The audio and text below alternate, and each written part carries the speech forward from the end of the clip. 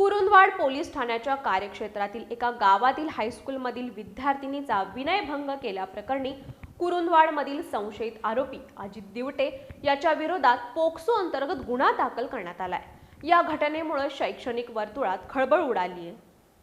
Kurundwad police ठाण्याच्या कार्यक्षेत्रातील एका गावातील हायस्कूलमधील विद्यार्थिनीचा विनयभंग केल्याप्रकरणी कुरुंदवाडमधील संशयित आरोपी अजित दिवटे याच्या विरुद्ध पोक्सो अंतर्गत गुन्हा दाखल करण्यात आलाय। दिनांक 23 जून 2026 रोजी सकाळी 11:30 वाजण्याच्या सुमाराला विद्यार्थिनीच्या मैत्रिणीचा वाढदिवस असल्यानं शिक्षकांकडून चॉकलेटचं वाटप सुरू होतं। त्यावेळी संबंधित विद्यार्थिनी संगणक कक्षात गेली असता संशयित शिक्षकानं आत थांबून तिच्या मनात लज्जा उत्पन्न होईल असं कृत्य केल्याचं तिच्या आईनं दिलेल्या फिर्यादीत म्हटलंय। हा प्रकार घडल्यानंतर भयभीत झालेल्या पीडित मुलीनं आपल्या कुटुंबियांना सांगितल्यानुसार गुन्हा दाखल करण्यात आलाय।